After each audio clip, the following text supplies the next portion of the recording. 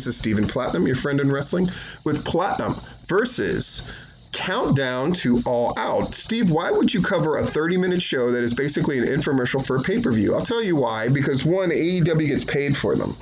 That's a big deal that they do that. There's also a longer version that had some extra footage, but I'm more interested in the one that most people are going to see, and that's going to be what appeared on television after AEW Rampage. This is the tightest one they've done yet. I'm going to tell you all the things I liked about it and what I thought worked perfectly. They set up right at the beginning what they're going to be talking about, the 5 things, right?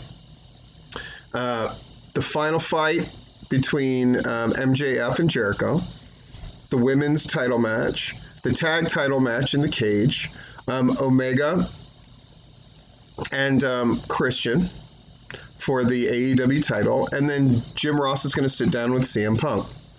They open with CM Punk sitting down with Jim Ross, so they're giving you what you want right off the jump. They show his debut on August 20th and how effective that was. Again, I recommend you go watch it. It was just really, really great.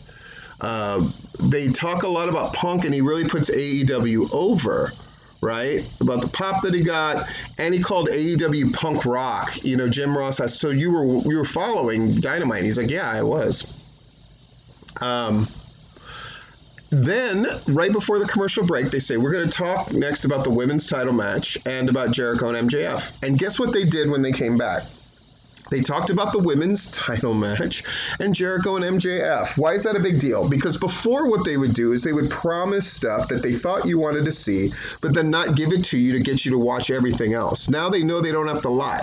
They already set up the fact that Punk talked in the beginning and he's going to talk at the end. So they know that that is what's going to hook and drag people through everything else. So then they could just be honest. And I thought it was much more effective. Really nice package on the women's title. Really great one on Jericho and MJF. I thought it was particularly really good. But the Britt one worked. I mean, they showed her rise and all of that stuff because that's really the story, right? It's about Britt Baker continuing her title reign. But Statlander is going to be elevated throughout the match, I am sure. After they get done with that, they set up for the commercial break. Next, we're going to talk about, the Lucha Brothers against the Young Bucks and Omega and Christian. And they're going to have more Punk. And that's what they do. They really talk a lot about the Young Bucks and their importance, but they definitely highlight how great the Lucha Brothers have been wrestling to really make you excited for that cage match. Then they show all the stuff with Kenny Omega and Christian. And, of course, that match already sells itself, but what are people really there for? Then they come back from last commercial break, and it's Punk really talking about Darby and that match and how important it is and what we can expect in the future. Again, really effective. We'll see how many people watched it, but here's the thing. If there were fence sitters, if they watched Countdown to All Out, they're getting it. And that's the whole point. And again, I got to emphasize this. Their production levels get tighter.